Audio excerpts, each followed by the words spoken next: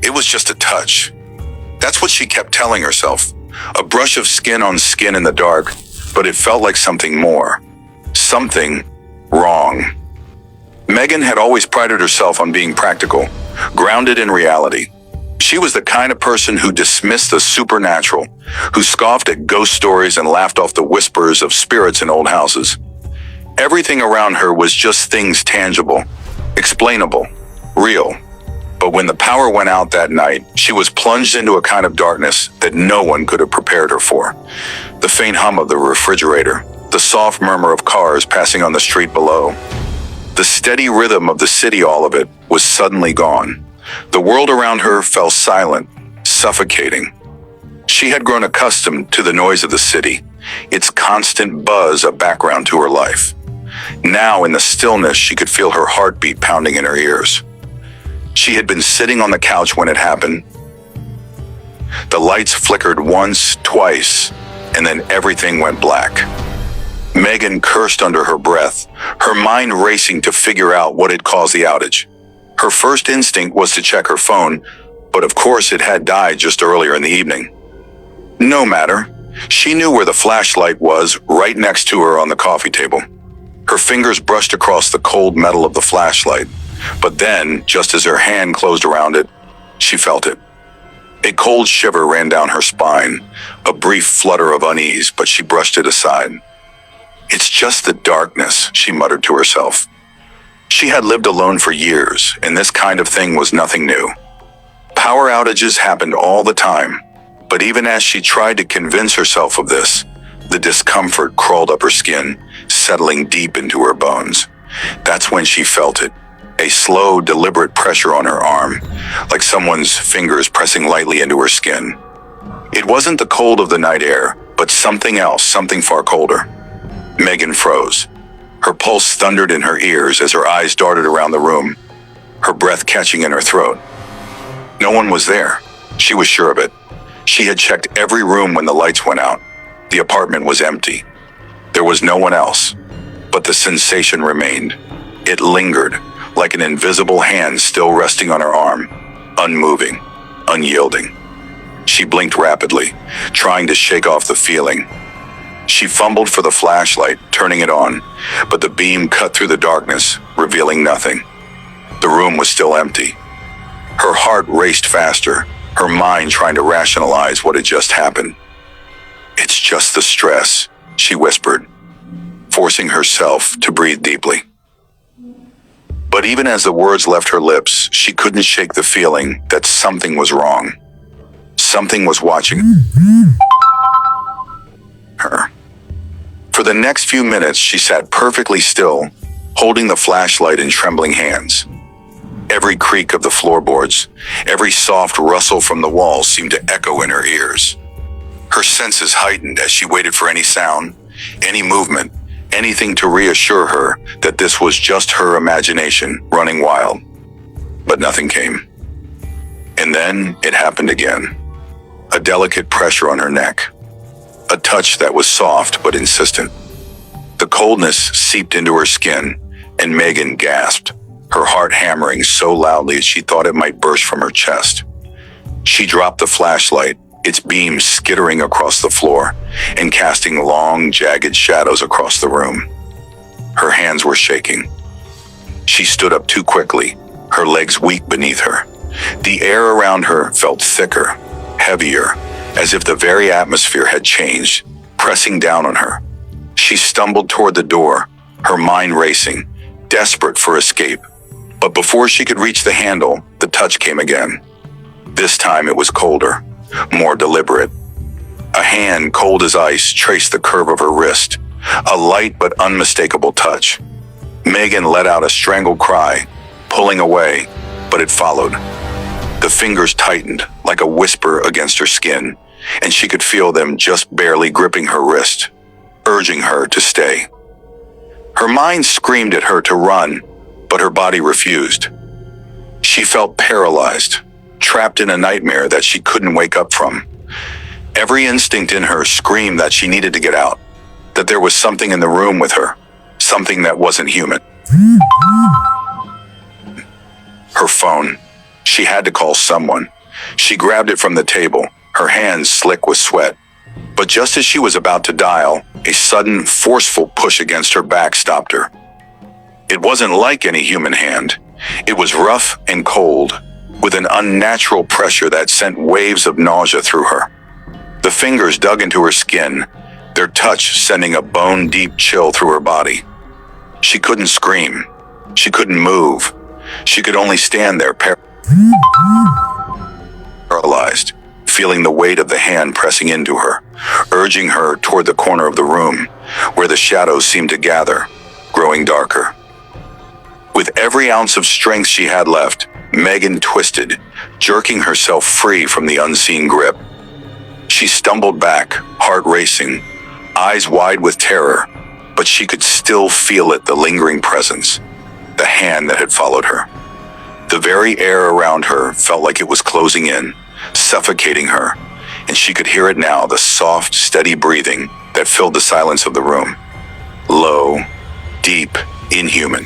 She spun around, her flashlight flickering erratically as the shadows seemed to come alive. For a split second, Megan thought she saw something, a figure, tall and dark, standing in the corner, watching her. She couldn't make out its features, but she felt its presence, thick and heavy, like it was waiting, watching. Her breath hitched in her throat. She had to get out, now. With a scream she could not control, she bolted for the door. Her body was drenched in sweat, her legs barely able to carry her as she ran down the hallway and out into the night. She didn't stop until she was outside, gasping for air, her pulse racing. The cool night air did little to calm her, and the sound of her own footsteps seemed to echo around her. But there was something else, something following her, just beyond her awareness. The faintest sound of breathing, low and steady, like it was waiting for her to turn around. The next day she returned to her apartment, her hands trembling. She couldn't explain it. She couldn't understand what had happened. Had she imagined it? Was it all a dream? As she stood by the door, something caught her eye. Something small. There, on the doorframe, just beneath the handle, a single fingerprint. It was still there, a faint, cold smudge in the dark. She reached for it, her breath caught in her throat as she realized that the fingerprint wasn't hers. It was too large, too out of place, and it was cold. Not just cold, but impossibly cold. Like it had been there for far longer than the night. The touch. It wasn't just a brush of fingers. It was something far worse. Something that waited for a connection. Something that was patient, always watching, always waiting for the moment it could make its mark. And now, it had her. The apartment had been empty when she first entered, but as she turned to leave, she felt it again, the touch. Cold, insistent, on the back of her neck. She couldn't see it, but she could feel it, like the air itself was reaching out to her. Something was with her. Something that had always been there, hiding in the shadows, waiting for the moment it could finally claim her. And now it had.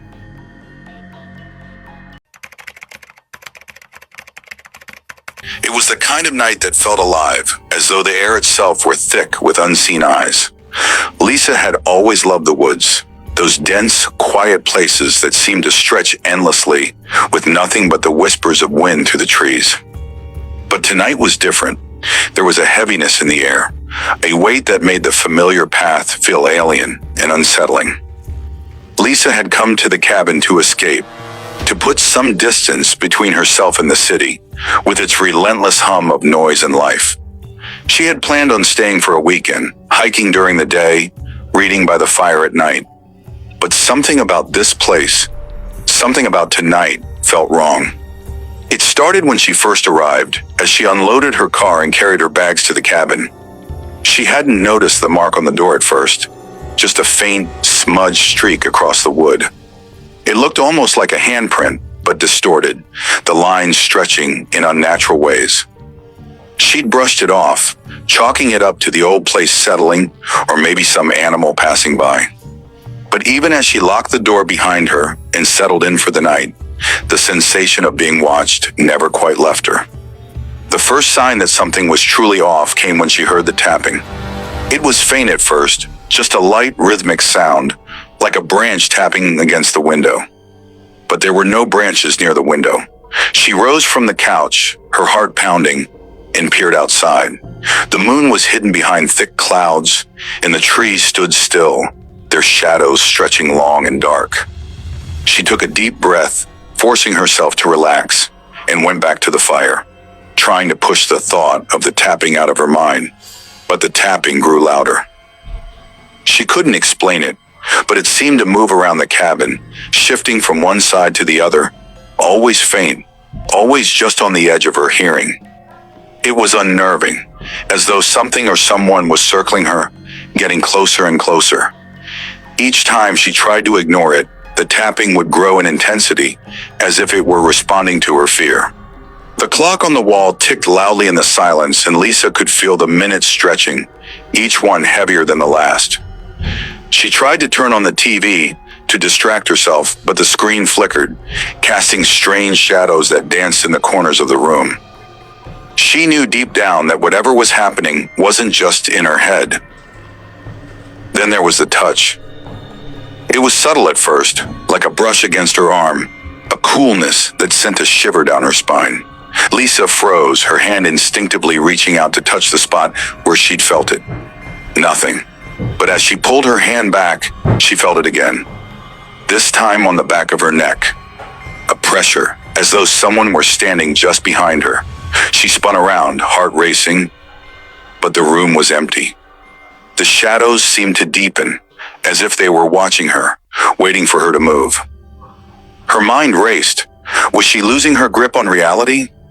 Or was there something truly here, something in the woods, something that had followed her? The tapping had stopped, but the air was thick with tension.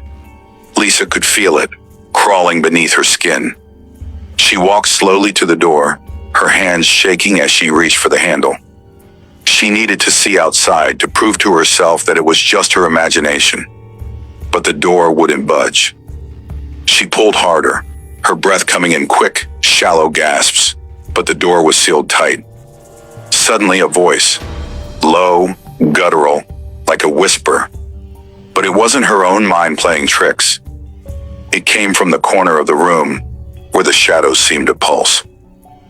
"Let me in." Lisa froze, her breath catching in her throat. She hadn't imagined it. Someone or something was outside. Her pulse thudded in her ears as she backed away from the door, her eyes darting around the room. The shadows seemed to press in, growing thicker with every passing second. And then she felt it again. The touch. This time it was unmistakable. A cold, clammy hand pressed against her back, fingers curling against her spine.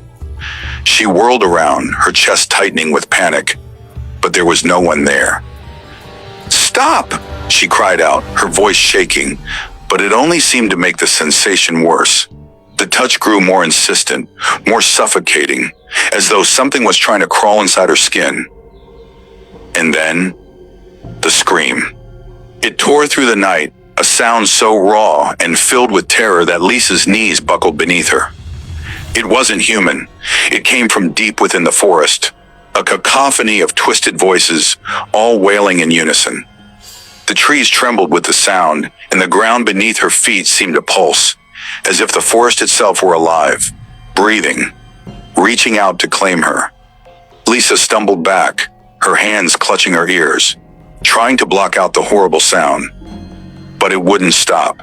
The scream grew louder, closer, until it was all she could hear, all she could feel. It was the scream of something ancient, something that had been waiting for the moment when a human would dare enter its domain. And then, as quickly as it had started, the scream stopped. Lisa stood there trembling, her heart racing, the silence deafening. The forest was still. The air was thick with the promise of something worse. The door to the cabin creaked open. Lisa didn't hesitate. She ran. She didn't care where she was going, didn't care about the woods or the path. She just needed to get away, to escape the thing that had touched her, that had whispered her name, that had screamed in the darkness. She burst through the trees, her breath ragged, her mind a blur of fear and desperation. And then she tripped. She hit the ground hard, scraping her hands against the rough earth. When she looked up, she saw them, the handprints, hundreds of them, scattered across the ground, leading from the trees toward her, as though the forest had reached out to claim her. She scrambled to her feet, her mind spiraling into panic. She couldn't breathe, couldn't think. The handprints stretched in all directions, covering the forest floor like a dark stain.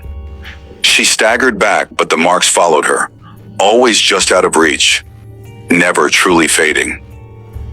With each step, she felt the presence of something behind her, something closing in. But when she turned, there was only the suffocating dark. Her chest tightened with every breath, and the world around her began to spin. Her legs felt weak, the forest floor seemed to rise and fall, and the trees leaned in as if watching her every move. Then in the distance, she saw the outline of a figure standing motionless between the trees, its form obscured by the darkness. But its shape was unmistakable, tall, unnaturally thin, with long skeletal limbs. A figure she had seen in her dreams. And then it moved. Slowly, deliberately, it reached out a hand toward her, its fingers elongated and twisted, as if its very touch would turn her to stone. Lisa's instincts screamed at her to run, but her legs refused to obey. The figure moved closer, its hollow eyes locked on hers. Her heart hammered against her rib cage, and she could feel the ground beneath her feet starting to give way, as if the forest itself was shifting, swallowing her whole. The handprints began to glow, faintly, a sickly green light emanating from the center of each one, pulsing with the rhythm of Lisa's panicked heartbeat. The trees around her creaked and groaned as though they were alive, bending and twisting toward the figure that now loomed over her. She tried to scream, but her voice was lost in the suffocating silence of the woods. It wasn't the forest that screamed. It was her. The hand reached for her, its cold fingers brushing against her cheek. Lisa gasped, the world spinning faster as the touch spread through her skin, a freezing, burning sensation that made her feel as though she were being torn apart from the inside. And in that moment, she understood. The forest had claimed her, and it would never let her go. With one final, desperate cry, the last of Lisa's essence was absorbed into the trees. The handprints on the ground faded, leaving no trace of her ever having been there. And in the stillness of the night, the forest screamed once more. It was late in the evening when Emma first noticed the strange sensation, the faintest touch, almost like a whisper against her skin. At first she thought it was the cool draft from an open window, but the chill didn't match the warmth of the air in her bedroom. She sat up, her heart pounding, and glanced toward the corner of the room. Nothing was there. She shook her head and tried to brush it off, but a lingering unease settled over her, like a heavy blanket. Emma lived alone in a modest house on the outskirts of town, far enough from the hustle of city life to feel peaceful, but close enough to stay connected to her job and friends. She had always found comfort in solitude, enjoying the quiet after a long day. But something had changed in the past few weeks. Every night as she lay in bed, she couldn't shake the feeling that she wasn't truly alone. It wasn't just the noise of the wind or the creaks of the house settling. It was something more deliberate, more unsettling. It started innocently enough. She'd hear soft rustling outside her bedroom window, but when she checked, there was nothing. Just the dark, silent night. Then the shadows at the corner of her vision began to grow. She'd be standing at the sink, doing dishes, and suddenly feel the unmistakable presence of someone behind her, their breath on her neck, only to turn around and find the room empty. But this night was different. This time, the feeling was stronger, and the touch against her skin, real. Her heart raced as she climbed out of bed and moved toward the window. She pulled back the curtains cautiously, the familiar creak of the fabric making her freeze in place. The street outside was eerily quiet, The only sound, the rustling of leaves in the breeze. No one was there. But then, as her eyes shifted lower, she noticed something strange. The shadows in the yard seemed thicker, deeper, as though they were moving of their own accord. At first, she thought it was her mind playing tricks. But then she saw it. A figure hunched low near the edge of the trees, watching her. It was almost imperceptible at first, like a shifting part of the darkness itself. Emma's breath caught in her throat, and she quickly drew the curtains shut. Her hands trembled as she backed away from the window. That's when she heard it. A soft, unmistakable knock at the door. Emma's pulse quickened, her entire body on high alert. She didn't have visitors, certainly not this late at night. She hesitated, her mind racing with possibilities. The knock came again, louder this time, followed by a soft scrape of nails against the doorframe. It wasn't the wind. Someone was out there. Her fingers found the phone on her nightstand, trembling as she dialed the number for the police. Before she could press the call button, there was another noise, this one much closer, a soft scrape against the window. Emma's breath caught, and she felt the blood drain from her face. The knocking stopped, but the scraping grew louder, more insistent. Someone was at her window, their nails dragging against the glass, their breath soft and heavy. She knew she had to act, but fear paralyzed her. The figure outside her window wasn't just any stranger. It was someone who had been watching her, lurking in the shadows for weeks. And now they had found their way closer. The scraping stopped abruptly, and the house fell silent. Emma's heart hammered in her chest as she took a cautious step toward the window. Her breath was shallow, her legs unsteady. As she reached for the curtains again, her fingers brushed against the glass. It was ice cold. Not just the cold of the night air, but something worse, unnatural, as though the glass itself was infused with a malevolent presence. Her hands shook as she pulled back the curtain, bracing herself for what she might see. Nothing. No figure. No shadow. No movement. But then, a cold touch. A hand, cold as death itself, wrapped around her wrist. Emma screamed, pulling away with all her strength, but the grip tightened, and she was yanked forward. A harsh, whispered voice came from the darkness, just beyond her sight. You shouldn't have looked. With a jolt, Emma was thrown backward, hitting the floor with a sharp thud. Her mind spun, her vision blurred. The room felt suffocating, the air thick with the stench of something rotting. She scrambled to her feet, her body heavy with terror. The voice, that whisper, echoed in her ears, now impossibly close. Why did you look, Emma? You know better. You shouldn't have looked. The voice was familiar, like someone she once knew, someone she trusted. But it was distorted now, twisted into something far more sinister. A chill crawled up her spine as the realization hit her.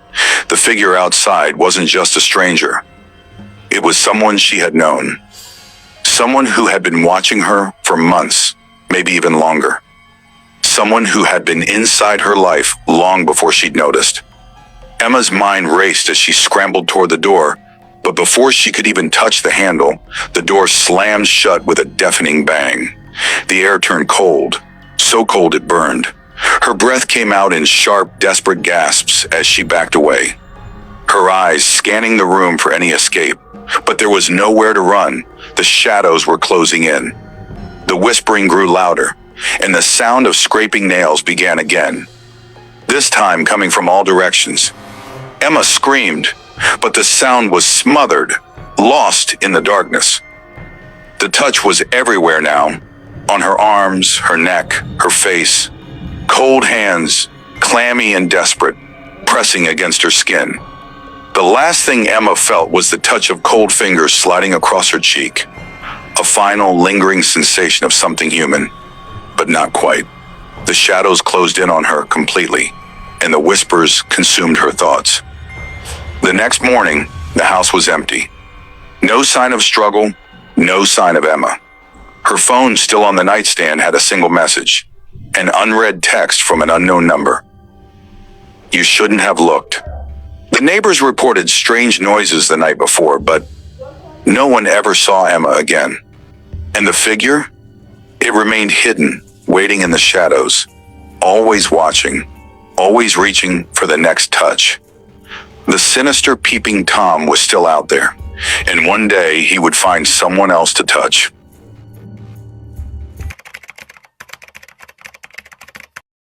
It began on a stormy night, when the wind howled against the windows and the rain lashed at the walls of the old creaky house. Sarah had moved into the house just a few months ago, seeking refuge from her hectic life.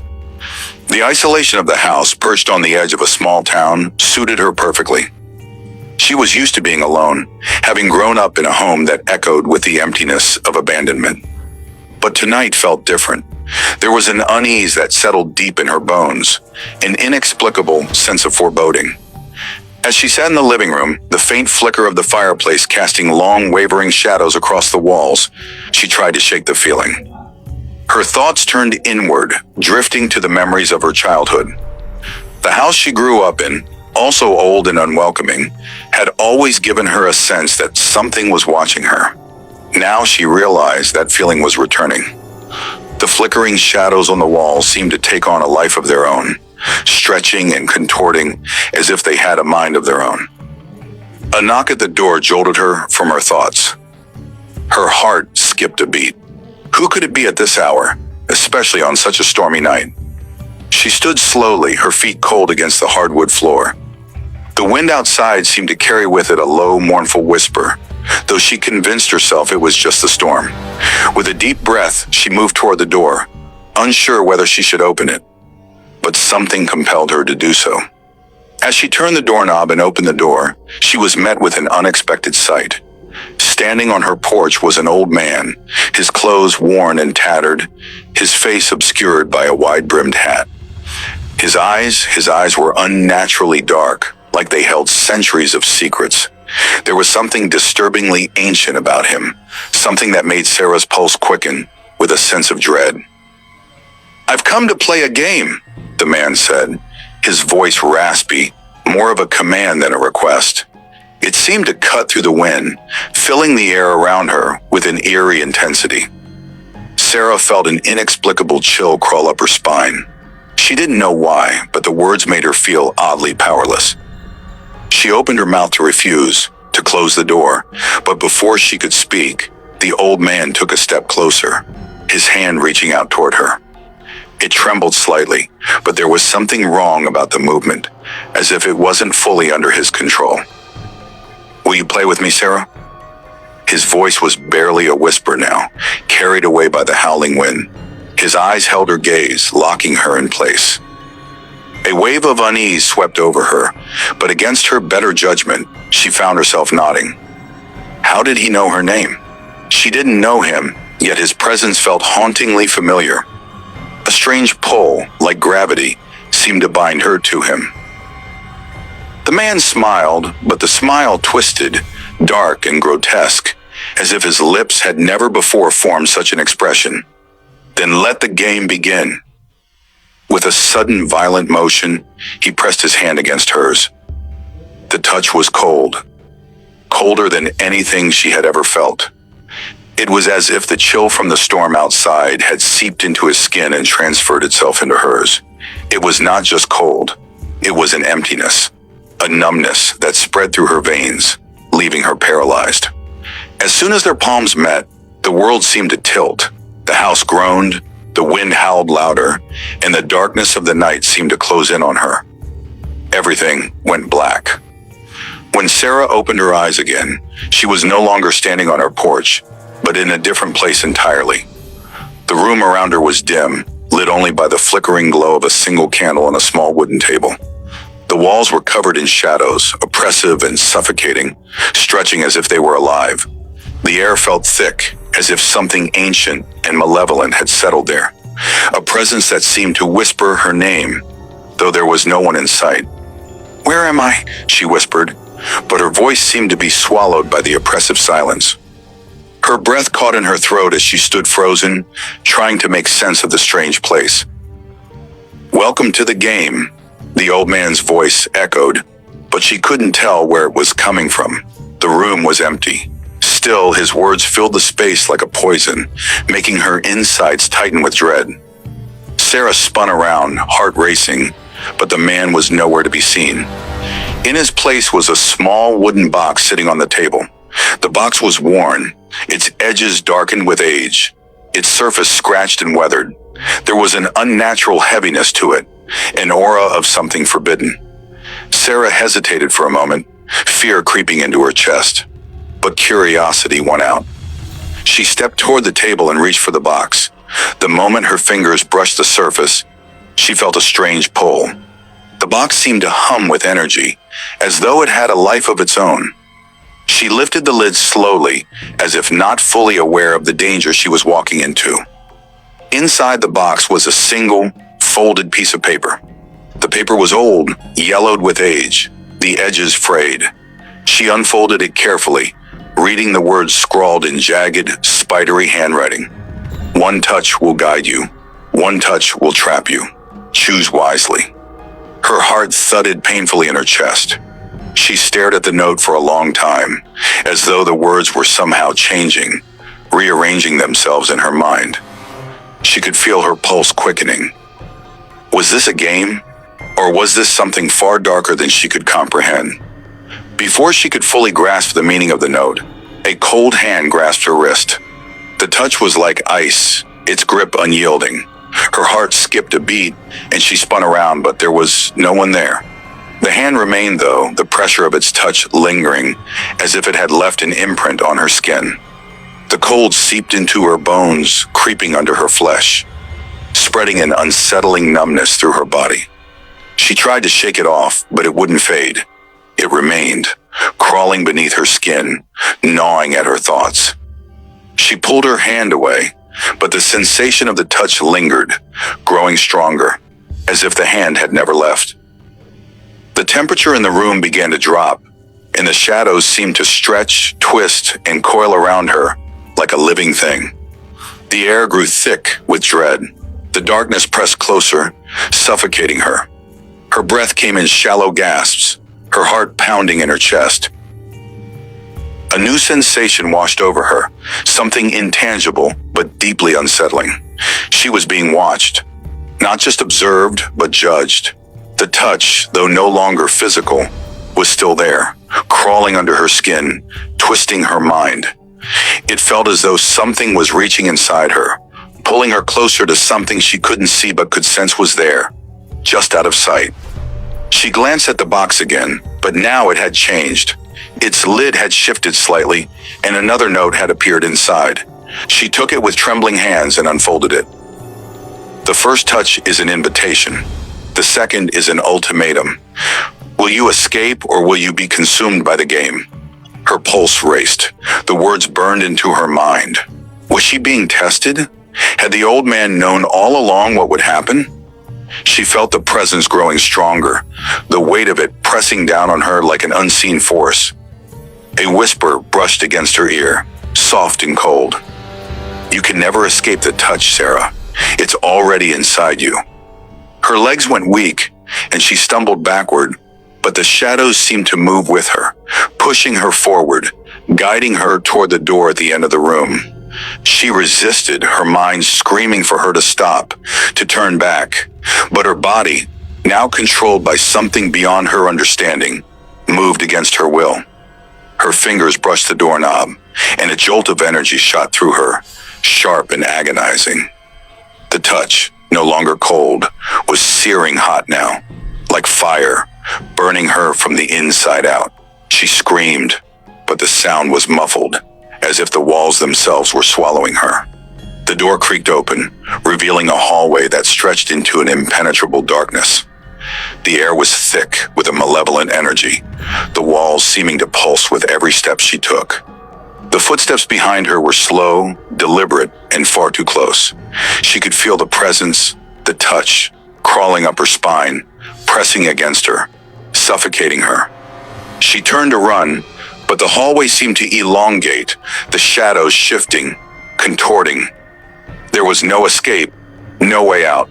She reached the end of the hallway, gasping for breath, but the door was just out of reach. And then, in the suffocating darkness, she heard the final whisper. The game never ends. The last thing Sarah felt was the icy grip of a hand on her shoulder, cold, cruel, and unrelenting. Then the world went black. In the stillness that followed, the house fell silent once more. The game, however, was never truly over. It would continue endlessly for the next player to come. The touch would find them, just as it had found Sarah. Always cold, always burning, always there. The game had no end, only the touch and the terror it left behind. I hope this extended version adds the depth and suspense you're looking for.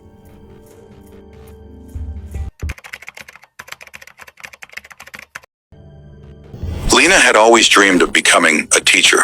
Growing up in a small, quiet town, she knew the value of education and the power it held to change lives. The job market had been difficult, but she finally secured a position at the only school in town. The old, weathered institution nestled at the edge of the forest. Its brick walls were cracked, and the windows, once sparkling clear, now seemed to watch you with something almost predatory. But Lena was undeterred. This was her chance to make a difference. Her first day felt like a dream. The students were curious and eager, even the older ones who had seen their fair share of teachers come and go. There was a palpable excitement in the air, like something special was going to happen. But as the days passed, Lena began to feel something else. A subtle unease that seemed to hang in the corners of her classroom, in the soft creaking of the wooden floors, and in the whispers that rippled through the hallways. It wasn't the children that unnerved her, at least not directly. It was the touch, the strange, lingering sensation of a hand that wasn't there.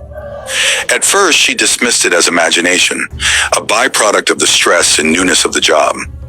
But it happened too many times to ignore. A cold brush against her skin, a lingering pressure on her shoulder when no one was nearby, the unsettling feeling of being touched when she knew, without a doubt, that she was alone. It all started one afternoon when she was helping a student named Tommy with his math homework. He had struggled for weeks, and Lena was determined to help him catch up. As she leaned over his desk, explaining a problem, she felt a sharp tug at the back of her neck, like someone had gripped her hair and yanked it gently. She spun around, expecting to see one of her students behind her, but the room was empty. Tommy, eyes wide and confused, looked up at her. "Did you touch me?" she asked, her voice wavering slightly. "No, miss," he said, shaking his head. "I didn't touch you." But the chill lingered. As the days passed, Lena's sense of dread grew. The whispers became louder, the touches more frequent. They were never violent, but always unnerving. A soft hand grazing her wrist when she walked through the empty hallways. A brief press of fingers against her arm during lesson time, as if the air itself were reaching out to her. The other teachers dismissed her concerns, chalking it up to nerves, the isolation of being new, or the natural creaks and groans of an old building. But Lena couldn't shake the feeling that something was wrong. Something was watching her.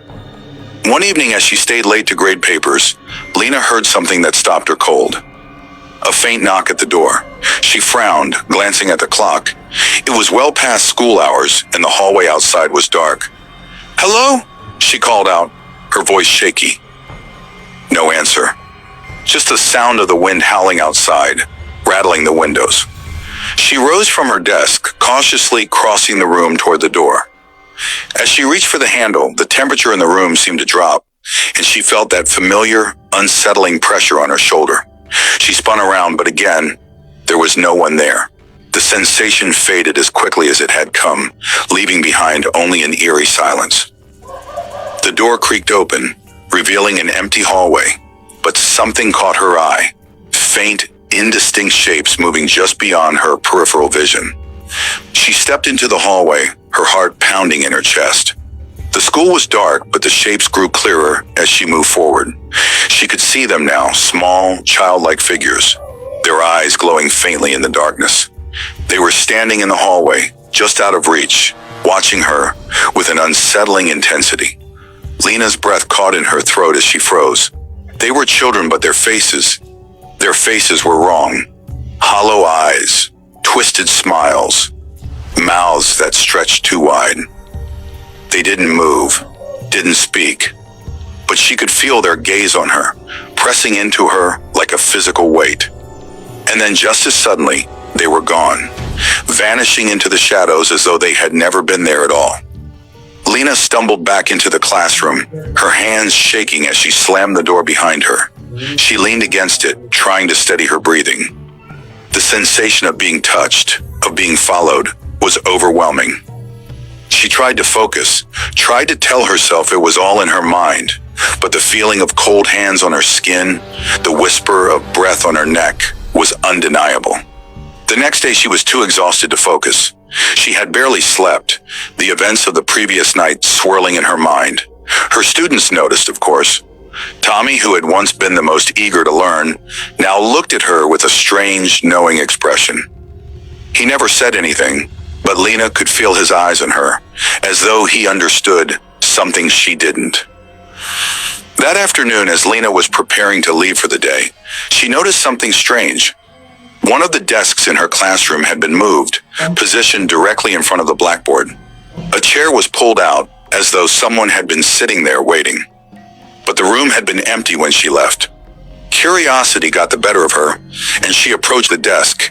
There, written on the chalkboard in a child's uneven scrawl, were the words, "Don't touch them. They'll take you too." Her blood ran cold. Who had written this? And why did it feel like a warning meant just for her? That night, she stayed at the school longer than usual, determined to get to the bottom of the strange occurrences. She moved cautiously through the empty halls, her footsteps echoing in the silence. It was then that she heard it, the unmistakable sound of soft breathing just behind her. She spun around, but again, there was nothing. Nothing but the oppressive darkness. And then she felt it, a hand cold and clammy, gripping her wrist with a force that no living person could exert.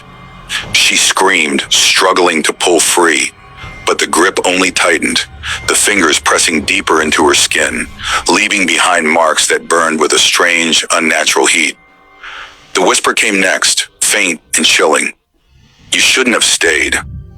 In the darkness, Lena realized with growing horror that she wasn't alone. The children, those faceless, twisted figures, were here just out of sight. She could feel them, their eyes boring into her, their hands reaching out, desperate to drag her into the depths of the school where they had once been trapped. She tried to pull away, but the grip only tightened, pulling her closer to the darkness. With one last, desperate scream, Lena felt herself being dragged into the void. The next morning, the school was quiet, too quiet. When the principal arrived, he found the classroom empty, the chalkboard still scrawled with that same message. Lena's belongings were left behind, untouched, but there was no sign of her. No one ever spoke of Lena again. The school continued to stand, its walls weathering the passage of time. But the children's whispers never stopped. The cold touch never faded, and in the darkness of the old school, something waited. Something that had been waiting for Lena, and would wait for anyone else who dared to stay too long. But there was no sign of her. No one ever spoke of Lena again. The school continued to stand, its walls weathering the passage of time. But the children's whispers never stopped. The cold touch never faded, and in the darkness of the old school, something waited. Something that had been waiting for Lena, and would wait for anyone else who dared to stay too long.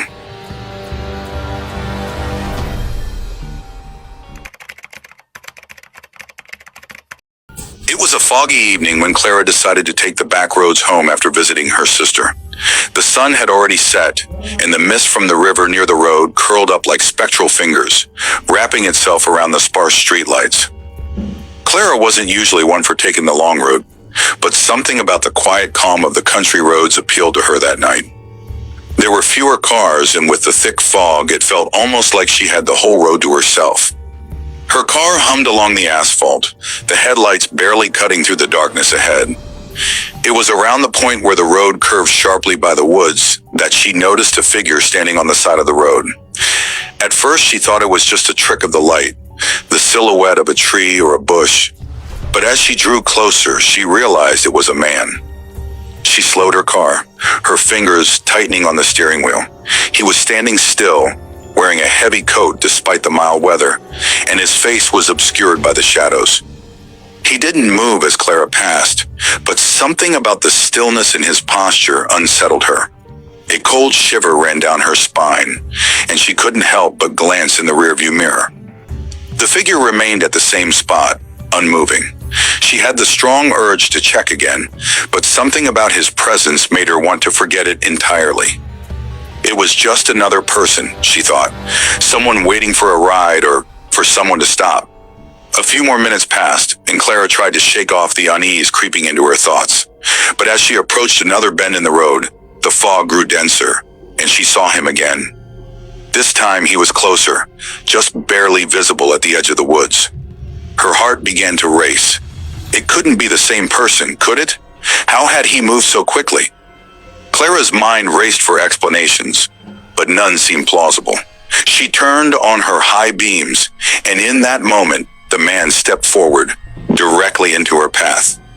Instinctively, Clara slammed on the brakes. The car skidded slightly, and she barely avoided hitting him. Her breath caught in her throat, and for a moment, she just stared at the figure standing before her. He didn't move. "Are you okay?" Clara called through the window, her voice trembling. The man didn't answer, his eyes glinting from the shadows as he stood unnervingly still. She could feel his presence pressing against the air, as if he was somehow inescapably close. The only sound was the faint hum of her car engine. Clara's hand hovered over the door lock, but she resisted the urge to panic. He had to be lost, or maybe waiting for a ride. She told herself to breathe, to stay calm.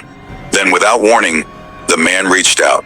His hand, pale and with the texture of dry, cracked skin, pressed against the window, its coldness seeping through the thin glass. Clara gasped, the chill creeping into her bones. Her first instinct was to drive off, but her body froze. The touch. It was wrong.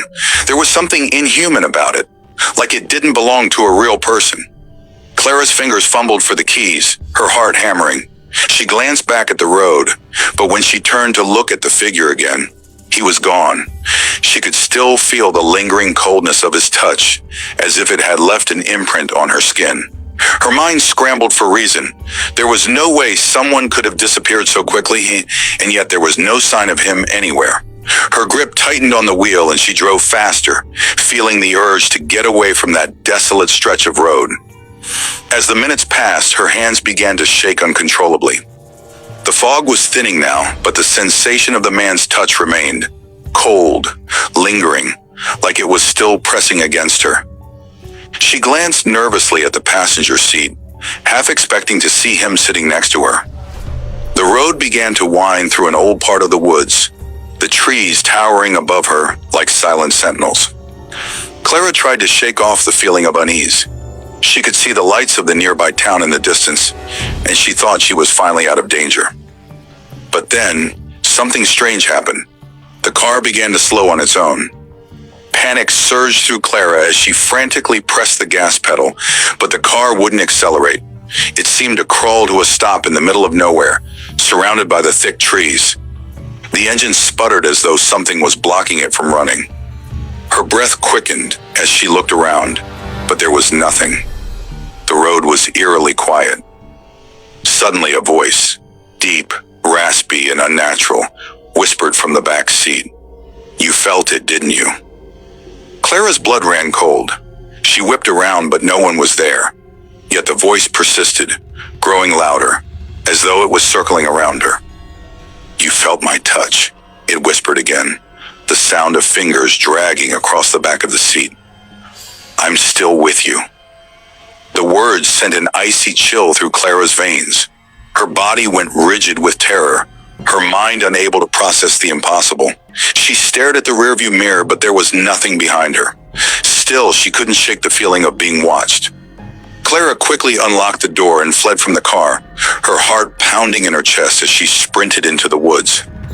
The fog was thick now, and the trees felt alive, their branches reaching out like fingers. She ran blindly, the sense of being followed growing stronger with each passing second.